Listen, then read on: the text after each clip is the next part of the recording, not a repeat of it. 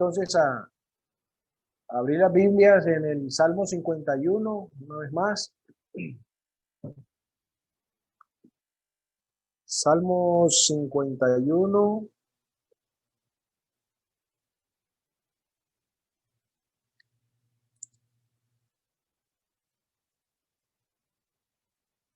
Vamos a leer desde el versículo 1. Dice así, Salmo 51. Ten piedad de mí, oh Dios, conforme a tu misericordia, conforme a la multitud de tus piedades, borra mis rebeliones. Lávame más y más de mi maldad y límpiame de mi pecado. Porque yo reconozco mis rebeliones y mi pecado está siempre delante de mí. Contra ti solo he pecado y he hecho lo malo delante de tus ojos, para que seas reconocido justo en tu palabra y tenido por puro en tu juicio. He aquí en maldad he sido formado y en pecado me concibió mi madre. He aquí tú amas la verdad en lo íntimo y en lo secreto me has hecho comprender sabiduría. Purifícame con hisopo y seré limpio. Lávame y seré más blanco que la nieve. Hazme oír gozo y alegría y se recrearán los huesos que has abatido. Esconde tu rostro de mis pecados y borra todas mis maldades. Vamos a dejar la lectura de la palabra del Señor allí, esperando que, como dice su palabra, seamos bienaventurados los que escuchamos la palabra de Dios y confiamos en ella. Vamos a orar una vez más. Señor y Dios, gracias damos, Padre, una vez más por el tiempo que pudimos tener esta mañana, por traer a nuestra mente juntos como pueblo a la persona de Cristo, por poder gozarnos en Él, por poder recordarle en su vida, en sus padecimientos, en su persona, en su resurrección, queriendo, Señor, que la contemplación continua de nuestro Salvador dirija nuestras vidas a la semejanza con Él, cada vez mejor, cada vez más cerca, queriendo, Padre, que nuestros corazones sean animados, estimulados, fortalecidos al contemplar a Cristo, que sea ese nuestro deseo, nuestro deleite, Señor, a cada momento, pero especialmente o particularmente cuando nos sentamos a su mesa. Queremos, Padre, que nos dirijas ahora por medio de tu palabra, que hables a nuestro corazón, que podamos seguir viendo, Señor, tus verdades, tu gloria, a través de tu palabra, y que seamos infundidos, Señor, a una vida santa, que podamos ser diligentes, Señor, a poner por obra tus preceptos, recibir de ti tu bendición. Gracias, Padre, porque nuestra competencia viene de ti. No es por nobleza, no es por poder, no es por sabiduría humana, sino por el Espíritu que has hecho morar en nosotros. Te rogamos que ahora quien nos dirija y que hable a nuestro corazón la verdad de tu palabra. A ti nos encomendamos en el nombre precioso de Cristo Jesús. Amén. Muy bien. Hemos estado mirando este salmo, hablando acerca del arrepentimiento, pensando un poco en cómo los creyentes debemos cultivar actitudes propias del carácter divino, actitudes que, que vayan en conjunto con quien es Dios. Hemos estado mirando asuntos acerca de cómo es necesario para nosotros tratar con el pecado, qué asunto es importante cultivar en nuestro corazón de manera que el pecado no tome lugar en nuestra vida, de manera que, como es el deseo de Dios, seamos santos como Él es santo, a partir de este salmo, del ejemplo de David, de lo que el Señor nos ha dejado en su palabra aquí. Ya hemos mirado los primeros 6 versículos. Terminamos hablando un poco de la dualidad que existía en el 5 y el 6, que ambos comienzan con la frase he aquí. Sin embargo, el 6 pareciera encabezar el siguiente grupo de versículos, ¿no? Del 6 al 9. He aquí tú amas la verdad en lo íntimo y en lo secreto me has hecho comprender sabiduría. purifícame con hisopo. Después de que el Señor ha hablado el corazón de David, después de que David ha sido sensible al llamado de Dios a él y ha comprendido en realidad la gravedad de sus acciones, ha comprendido la ventaja que tomó su carne sobre la situación. Entonces encontramos ahora el versículo 7, donde él dice, purifícame con hisopo y seré limpio. Lávame y seré más blanco que la nieve. Encontramos ahora a David dando una declaración de confianza en la obra de Dios. Encontramos a David expresando certeza en la eficacia de la obra que Dios hace en la vida de alguien respecto al perdón de los pecados. Encontramos a David mostrándonos la suficiencia de Dios para purificar el alma y el corazón del pecado y sus implicaciones, sus consecuencias, etcétera. Y en medio del arrepentimiento, en medio de la actitud que el creyente debe mantener continuamente en estos asuntos respecto a su vida, es importante para nosotros esto también. Este es el deseo implícito, o este es el deseo y la esperanza del arrepentimiento. Si el arrepentimiento no está buscando la purificación del pecado, no tiene propósito. Si el arrepentimiento no está confiando en el poder de Dios para ser restaurado, no tiene ningún sentido.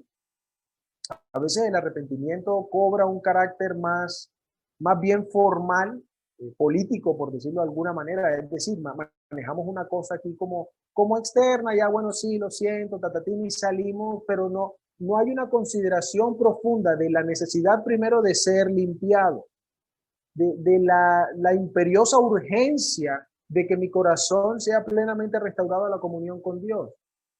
Y como hablaba ayer con unos hermanos en otra congregación, sucede muchas veces porque no tenemos una consideración concreta, adecuada, una consideración divina acerca del pecado, como ya nosotros hemos visto antes también. Tenemos una consideración muy liviana de lo que es el pecado y de sus efectos. Mientras aquí David dice, purifícame y seré limpio. No es que, ay, bueno, sí, Señor, qué pena, no, ahí resolvamos y dejemos así. No, él dice, Señor, purifícame, necesito ser limpiado. Lávame, estoy sucio, estoy contaminado. Entonces, al pensar en el arrepentimiento y el trato en nuestra vida respecto al pecado, necesitamos considerar toda la suciedad que el pecado trae consigo. Necesitamos considerar que el deseo del arrepentimiento, lo que motiva el arrepentimiento es un deseo de limpieza, un deseo de restauración a una condición propicia para seguir en comunión con Dios, o en el caso de los que no han conocido al Señor, para poder tener comunión con Dios. Y la esperanza misma del arrepentimiento entonces es que Dios tiene el poder suficiente para hacerlo. Que Dios en sí mismo es lo único y lo indispensable para la pureza. David está confiando que la obra de Dios sería completa y suficiente. David dice, lávame y yo me termino de limpiar. No, David dice, lávame y seré limpio. Purifícame y seré más blanco que la nieve.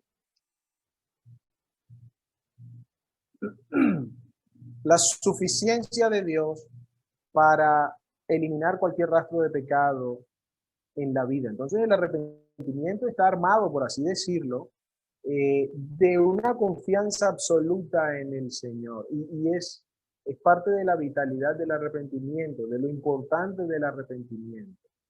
Que a través de él, la persona, ya sea para salvación o para restauración de la comunión con Dios, expresa profunda confianza, manifiesta en el arrepentimiento confianza plena en la obra de Dios y en el poder suyo.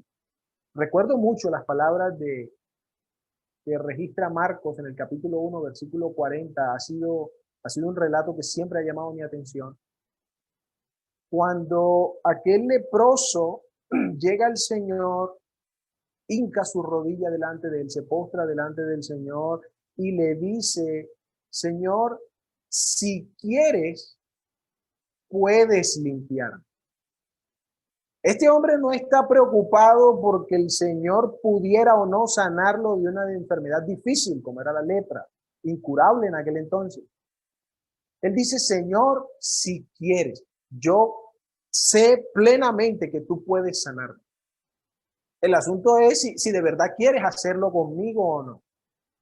Y es una cosa muy importante para nosotros. Muchas veces, tomando una lección para nosotros antes de seguir, cuando clamamos al Señor por perdón, cuando vamos al Señor en arrepentimiento, muchas veces hay un pero. Bueno, sí, el Señor me perdonó, pero el Señor hizo pero, como si la obra de Dios no fuese suficiente o como si Dios no fuese tan poderoso para dar un completo perdón. Entonces, sí, no, el Señor me perdonó, pero yo tengo que como que pagar mi manda, ¿no? Como que hacer esto para que de verdad complete el perdón que el Señor me quiere dar. Fue importante para nosotros descansar en la suficiencia del Señor para nuestra vida. Para David, esta expresión no era una formalidad, era el clamor profundo de una persona que está completamente necesitada de Dios y que sabe que todo lo que necesita reposa en Dios. ¿Cuánto necesitamos nosotros una actitud de corazón similar? Como habitualmente vemos unas implicaciones del texto, la primera implicación de este texto, la primera cosa que David nos está dejando ver es una absoluta sumisión a Dios, una completa sumisión a Dios. Cuando David hace esta declaración, está entregándose por completo a la misericordia de Dios. Está poniéndose por completo en manos de Dios para que Dios obre como a él le parezca y según él considere necesario para su purificación, para su limpieza. David no está reclamándole a Dios que haga algo. David no está pensando en que Dios aporte lo primero para él continuar. David está diciendo, Señor, dependo completamente de ti. Si tú me purificas, seré puro. Si tú me limpias, estaré limpio. Espero estar comunicando bien la idea.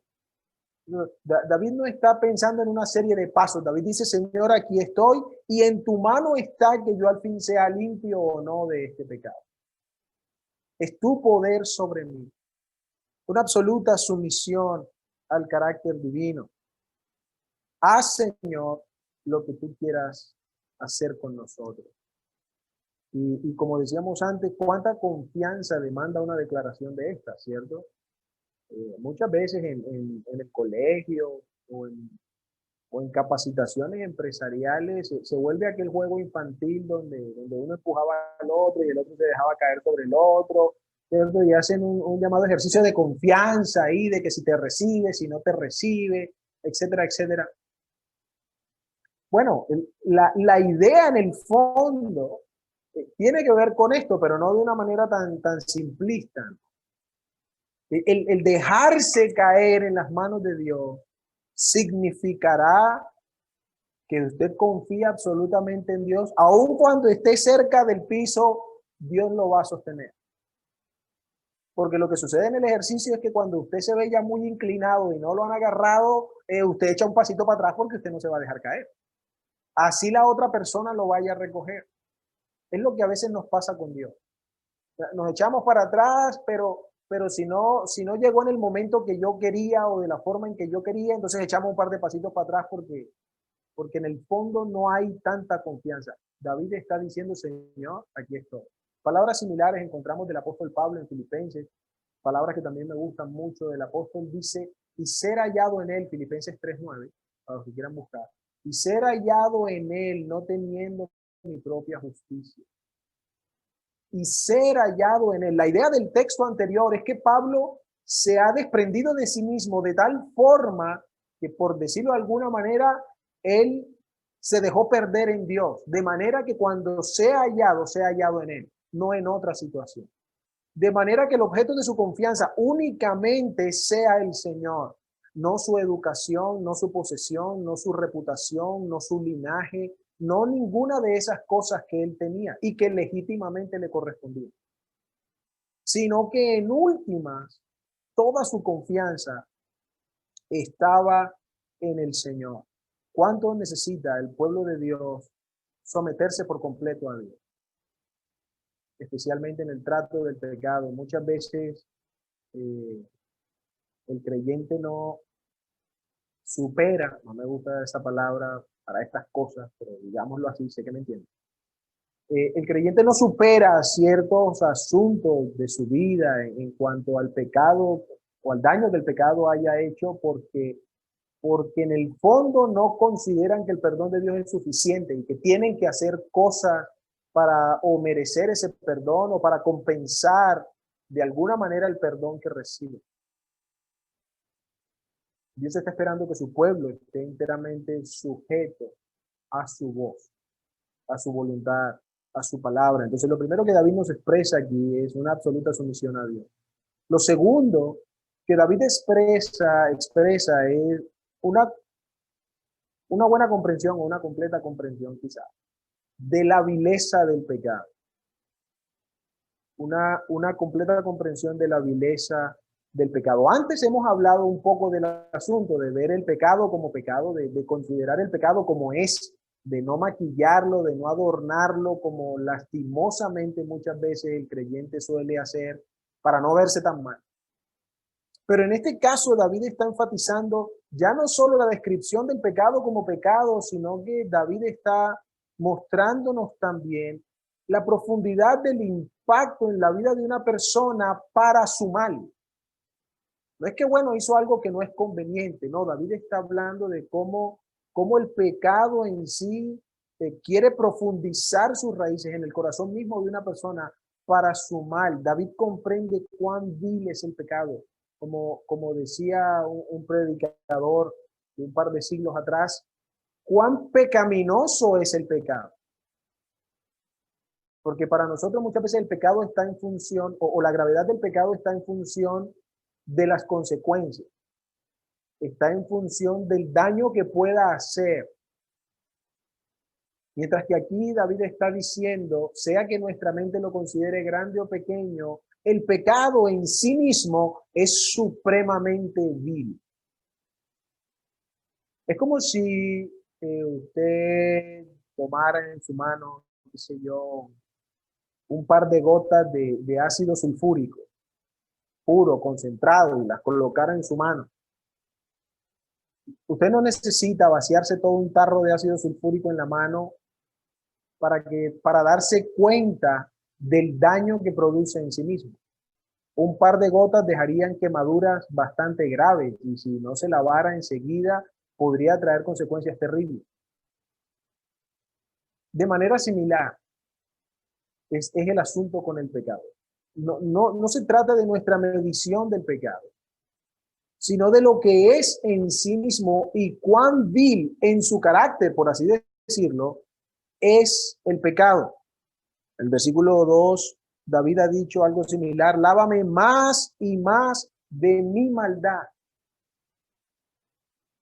Mire que David no está diciendo, aléjame de las cosas malas que hice. David está diciendo, lávame a mí de esta maldad. Porque en sí mismo es supremamente nocivo para su vida. Lamentablemente, y que el Señor hable a nuestros corazones,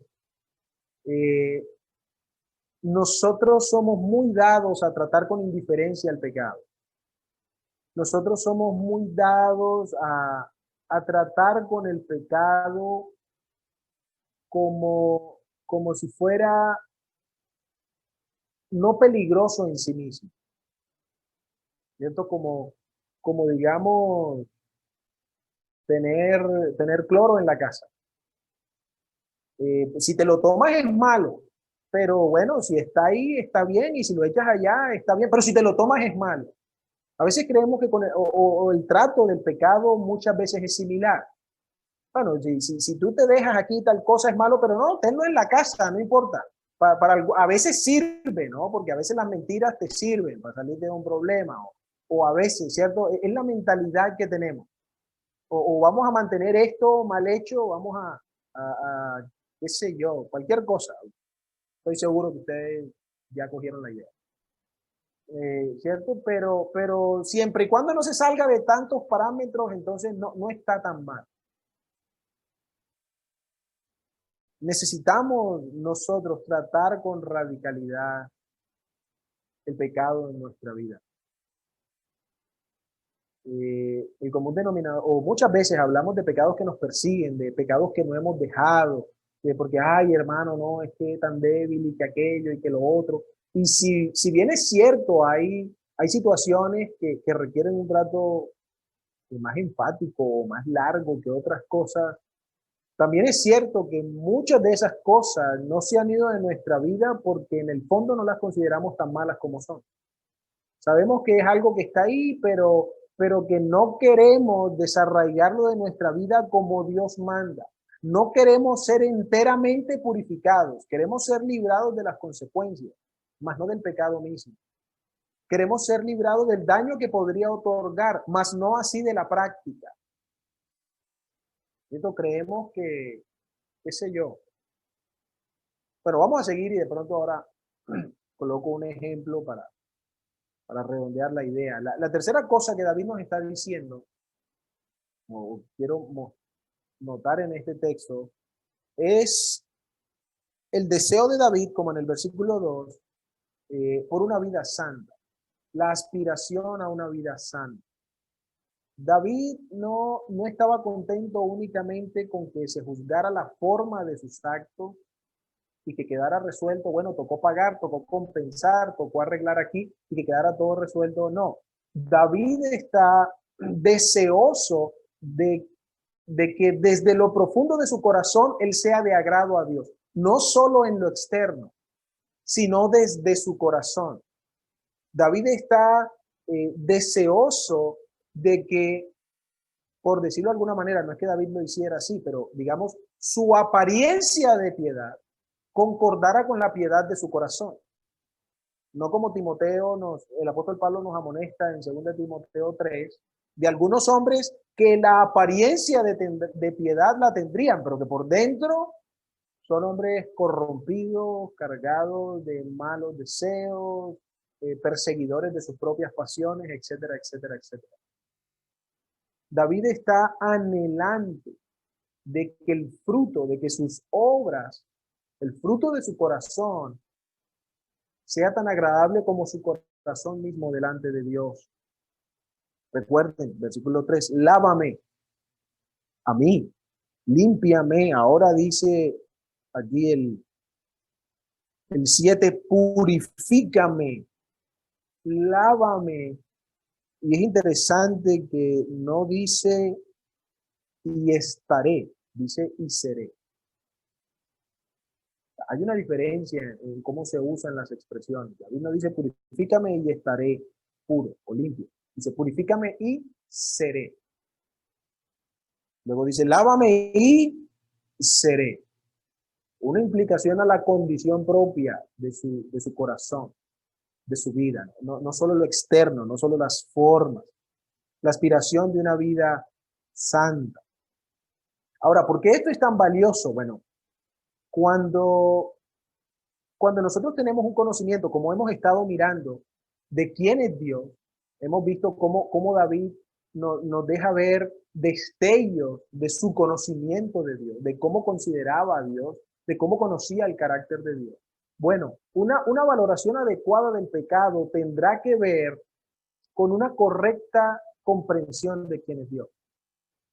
El pecado no será tan sucio como es, a menos que yo comprenda a Dios tan santo como es. Y en este orden de ideas es que David expresa este deseo, porque él sabía quién era Dios y para poder permanecer en su presencia, él sabía que debía ser santo, como él es santo. David conocía el mandato en las Escrituras, en Levíticos, sed santos porque yo soy santo. David lo expresa en muchos de sus otros salmos, de cómo para poder estar delante de la presencia de Dios, necesita estar revestido de una pureza que solo Dios le podía otorgar. Y puesto que Dios era el regocijo del corazón de David, David dice, Señor, límpiame. De otra manera no puedo estar en tu presencia. Señor, purifícame para poder seguir gozando de la comunión contigo. El anhelo de una vida santa. Entre más buscamos del Señor, mayor será nuestro odio por el pecado. Dice un escritor, entre más satisfechos, entre mayor sea nuestro deleite con Dios, menos atractivo será el mundo. Un predicador de una idea similar decía una vez, aquellos para los cuales el mundo les atrae tanto, aquellos para los cuales los deseos del mundo son tan poderosos, son aquellos que tienen un Dios pequeño. Pero aquellos que tienen un Dios grande no encontrarán nada de atractivo en el mundo que les rodea. No sé si comprendimos la comparación, ¿cierto? O sea, aquellos que de verdad están compenetrados con el carácter mismo de Dios y crecen en el conocimiento de Él y se regocijan en Él y Él es su deleite, el mundo no tiene nada tan chévere para ofrecer. Pero por cuanto para nosotros el Dios que tenemos es el que nos saque de los problemas, es el que nos pague las deudas, es el que nos devuelva la salud, el que nos evite el coronavirus. Para eso es lo único que usamos a Dios. Lógicamente, la oferta del mundo de fama, de posesiones, de dinero, de placeres, de tantas otras cosas, son supremamente atractivas y detrás de ellas seguimos. David nos muestra todo lo contrario. La aspiración de David de una vida santa es resultado de que sus anhelos estén en cosas más gloriosas que las que este mundo ofrece. Y creo que es algo que todos como iglesia, hoy de primero en la fila, necesitamos revisar. ¿Por qué el mundo a veces nos resulta tan atractivo? Y en consecuencia el pecado. Porque el pecado a veces entra y toma tanta posesión y como que no se quiere salir y como que todos no lo podemos echar. Muy probablemente porque los anhelos de nuestro corazón están siguiendo las ofertas del mundo. Pero cuanto más nuestro corazón se regocije en Dios, en su presencia, en su carácter, las cosas de este mundo carecerán de valor. David lo dijo en el Salmo que es muy conocido también. Una cosa he demandado a Jehová, esta buscaré. Que esté yo en la casa del Señor todos los días para inquirir en su santidad, para estar en su templo, para ver su hermosura. Luego dijo más adelante, en el 84, mejor es un día en tus atrios que 1000 fuera de ellos, hermano. 1000 son varios años, ¿cierto? 1000 días son varios años. Y siempre he pensado, o una cosa que me hacía pensar mucho más bien es, bueno, a veces nosotros no soportamos las 2 horas del domingo en el local. ¿Cómo es que vamos a estar 1000 fuera? O sea, ¿cómo es que un día es más valioso que 3 años? En lo que usted hace una carrera, qué sé yo, en 3 años hace plata, si tiene un buen negocio, qué sé yo. ¿Cómo es que un día es más valioso que otros 1000? Por estar en la presencia de Dios. Cuando miro y 6 días y medio tienen que ser para mí, de los 7, y las 2 horas que le doy al Señor el domingo es como esperando que se acaben rápido. ¿Cuánto nos falta? Esta comprensión profunda y cierta del carácter de Dios. A veces, alguien una vez hablando de un hermano, me decía, uy, yo admiro a ese hermano, porque ¿cómo fue que hizo eso? Bueno, se fue a la obra del Señor. Y ¿cómo fue que hizo eso? Yo admiro eso. Y si bien es cierto, damos gracias al Señor por la gente que lo hace. Yo le decía a él, ¿por qué admiramos algo que nosotros deberíamos estar dispuestos a hacer? No quiere decir que a todos nos llamen a eso, no quiere decir que que esa sea la forma en que Dios quiere que todos le sirvan. Pero si soy hijo del Señor y amo al Señor y vivo con Él, no debería ser gran cosa que yo tomara una decisión semejante. Pero ¿por qué admiramos ese tipo de cosas? ¿O por qué a veces cosas tan así nos parecen tan desconcertantes? Porque es que nuestro deleite no es el mismo, porque es que nuestro corazón está buscando más bien en otra dirección, nuestro corazón se está llenando de otros asuntos que no convienen a una vida santa. Un predicador también dijo, el mandamiento más conocido, pero al mismo tiempo menos vivido, es este: ser santo porque yo soy santo. Si nuestro corazón no aspira a una vida santa, difícilmente vamos a desarraigar el pecado en nuestra vida. Difícilmente vamos a tratar con el pecado como corresponde. Versículo 8, vamos a ir al versículo 8, dice, porque tiene una idea similar, dice, hazme oír gozo y alegría y se recrearán los huesos que has abatido. Así como en el versículo 7, entonces David declara una confianza absoluta en el poder de Dios, en la obra de Dios para el perdón de sus pecados. David ahora declara también la confianza en poder participar de la esperanza del perdón. La confianza es que Dios, habiéndole purificado, él entonces va a experimentar otra vez la dicha del perdón. El arrepentimiento vuelve el gozo al corazón. Y aunque la alegría también es importante, hay que distinguir entre gozo y alegría. La alegría pudiera ser más bien muchas veces una respuesta emocional, mientras que el gozo es un asunto del carácter.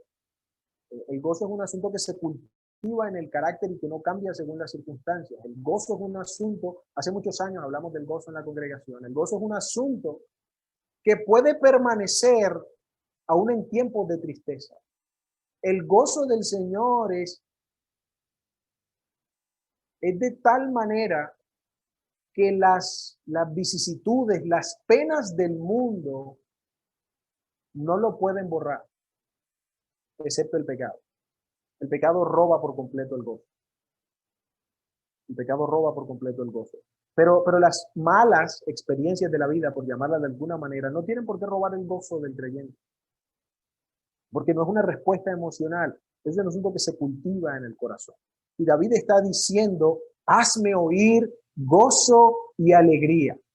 Que vuelva a mí el gozo y la alegría, que se regocijen los huesos que has abatido.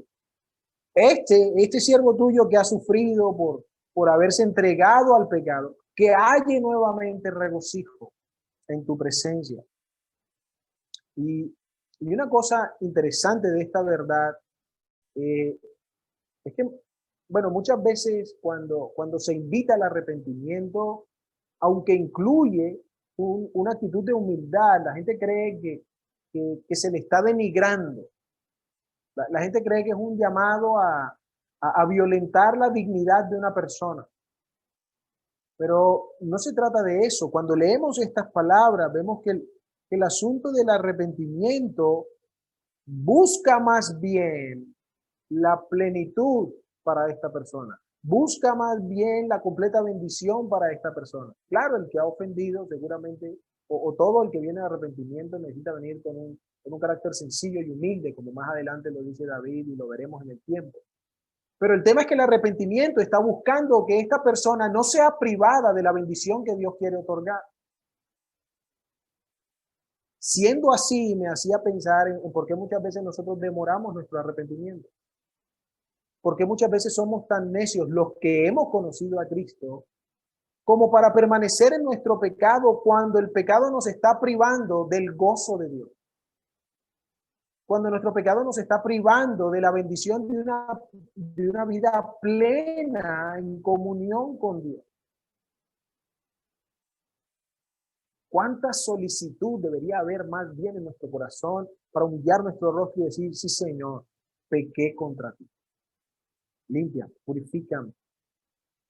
Una primera implicación entonces de esto son las repercusiones del pecado. Las repercusiones del pecado. David aquí ya nos deja saber, como lo hará más adelante, de manera más específica en el versículo 12, pero David está dejándonos saber de cómo el pecado repercute negativamente en la comunión con Dios, en una experiencia plena de comunión con Dios. David menciona en los versículos anteriores que ha habido tristeza, quebranto, aflicción. Cuando leemos el Salmo 32, que es un salmo ligado a este, David dice, mientras callé, envejecieron mis huesos. El genuino arrepentimiento involucra una constricción de todo el ser. No es meramente un ejercicio intelectual, como a veces lo queremos ver y que mencionábamos también un par de versos atrás. No es solo como, sí, estuvo mal, saquémoslo. No, es un asunto que debería afligir el corazón. Es un asunto que debería afligirnos por completos delante de la presencia del Señor.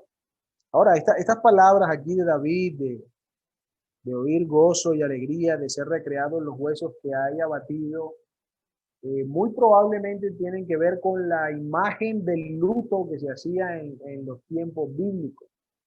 El libro de Samuel no nos dice que David lo haya hecho así, pero nos dice que David estuvo en oración y ayuno varios días clamando por el pequeñito, por el bebé. Pero el luto de aquellos días involucraba que la gente se sentara en ceniza por unos días, se afligían, rasgaban sus vestiduras, se arrancaban la barba. Era una aflicción no solo del corazón, sino aún física, para expresar la turbación del corazón. Entonces, cuando David habla de esto, de los huesos que has abatido y esto, muy probablemente tenga que ver con esa imagen, aunque el texto en Samuel no nos dice que él lo hizo así.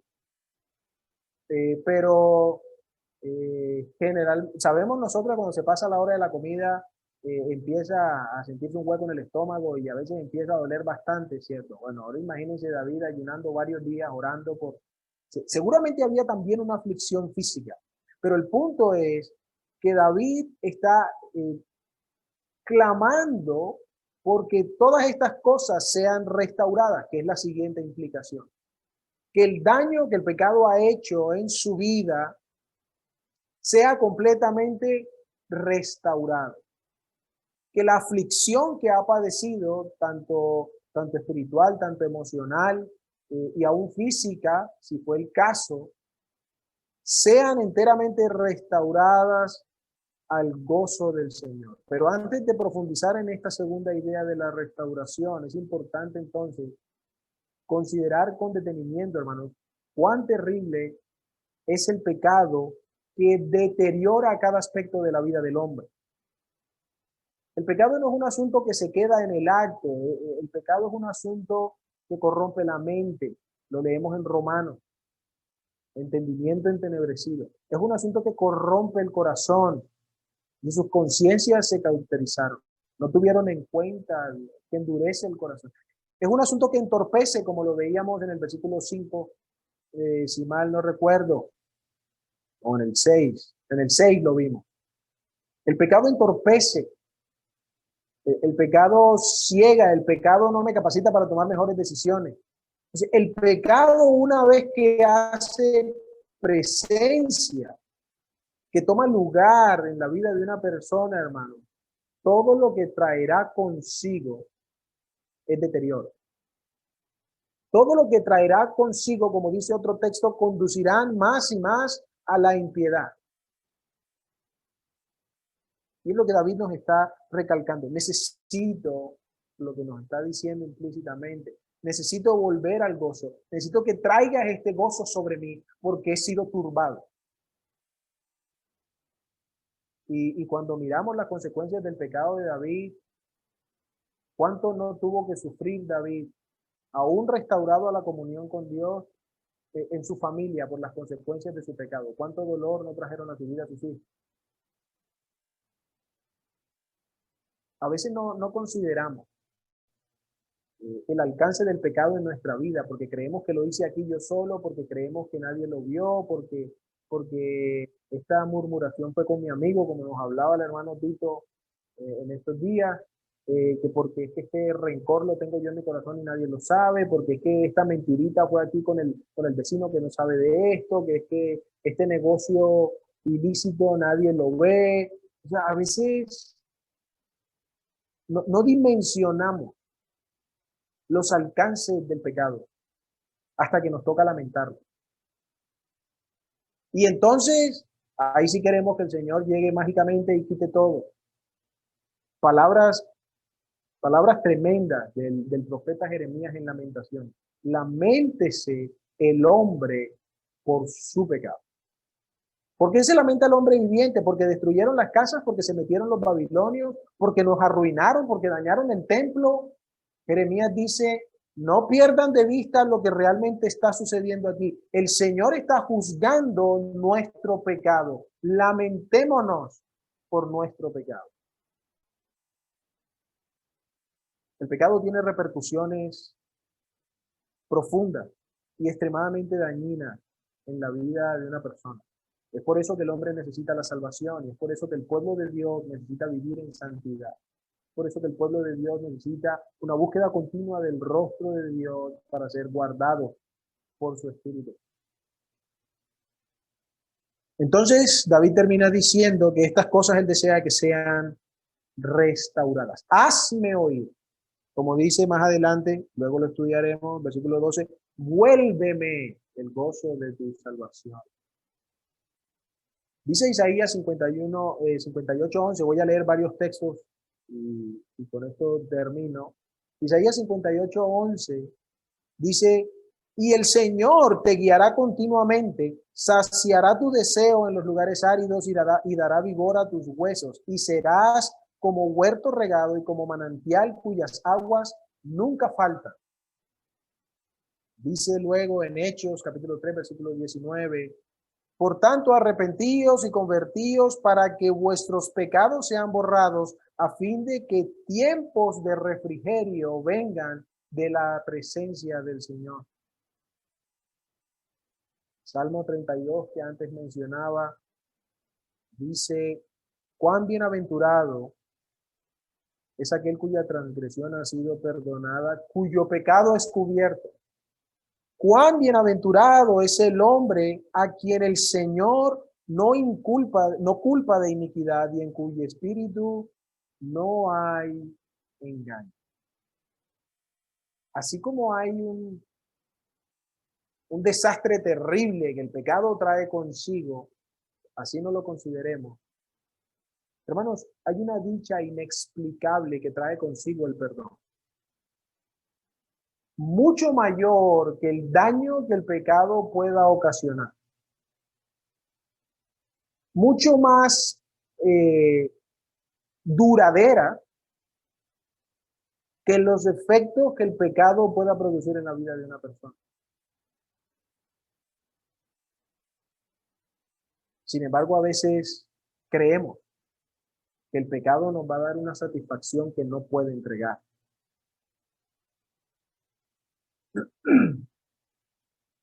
Hay momentos en que definitivamente, como el caso de David, algunas consecuencias del pecado permanecen, pero eso no quiere decir que la restauración de Dios no sea plena.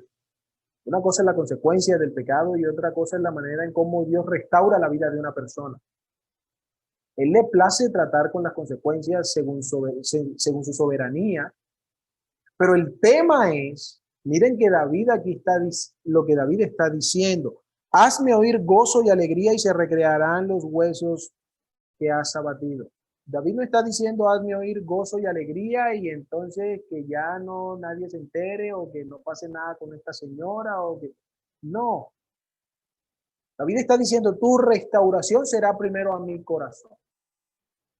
De hecho, cuando leemos Samuel nos damos cuenta que David entiende que las consecuencias que deba sobrellevar, las sobrellevará delante del Señor porque así ha sido el Señor justo en obrar con su vida. Pero en cuanto a su comunión con Dios, él ahora puede gozar nuevamente de estar en su presencia. Ahora él puede regocijarse completamente de poder acercarse otra vez delante de su Dios.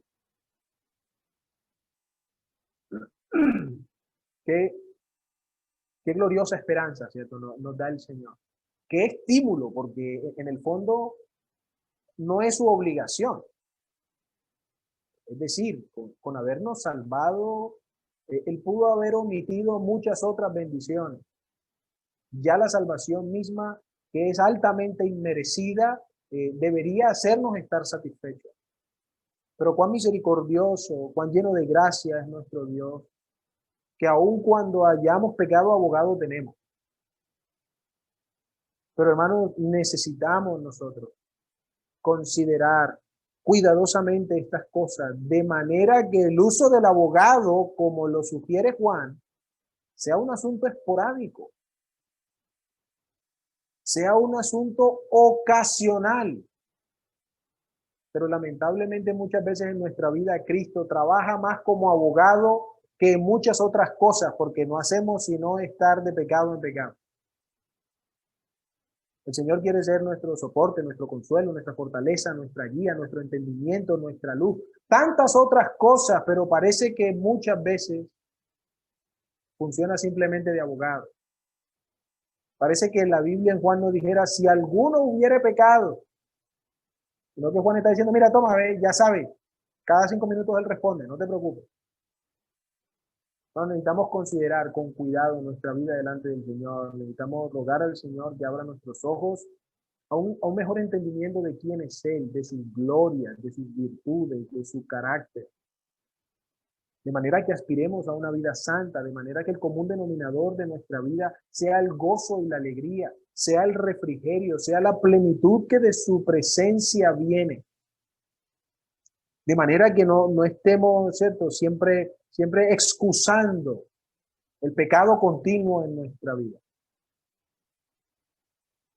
sino que podamos crecer a la excelencia de Cristo, a su imagen, a su estatura. Vamos a orar. Dios y Padre de la gloria, gracias damos por tu palabra una vez más, por tus bondades, por tus misericordias. Gracias, Señor, porque eres suficiente para todo en nuestra vida, especialmente para proveer al hombre santidad, cosa que nada en este mundo podría otorgarnos. Gracias, Padre, porque tú eres suficiente para perdonar los pecados. Gracias porque en Cristo hiciste provisión completa para que cualquier persona que confese acerca a Él pueda recibir dicho perdón. Gracias te damos también porque en medio de nuestra desobediencia, Señor, de nuestra infidelidad, que no hay excusas para ello, tus brazos de amor están abiertos, buscando un corazón genuinamente arrepentido, para restaurarle la comunión, para restaurar tu gozo, para traer regocijo, para traer descanso. Oh Padre, que la bendición del perdón que hemos recibido o que quieres otorgar en determinada situación estimule nuestros corazones a mantener lejos de nuestra vida el pecado. Pero que también guíe nuestros corazones, Señor, a una actitud correcta cuando arrepentidos vengamos a ti. Que no estemos llenos del formalismo, llenos de la apariencia, sino que genuinamente nuestro corazón pueda quebrantarse una vez seamos confrontados por tu palabra respecto al pecado en nuestra vida. Padre, como hijos obedientes, queremos no conformarnos a los deseos de este siglo, sino ser santos como tú eres santo. Danos sabiduría, Señor, guíanos, fortalece nuestros pasos, que la imagen del Cristo precioso, crucificado, quien recibió todo el juicio de nuestro pecado, quien cargó toda nuestra maldad, nos anime para no desmayar, para no cansarnos en el camino, sino para ser fortalecidos en el hombre interior, para honra y gloria tuya. A ti oramos, Señor, y te damos las gracias en el precioso nombre de nuestro Señor Jesucristo. Amén.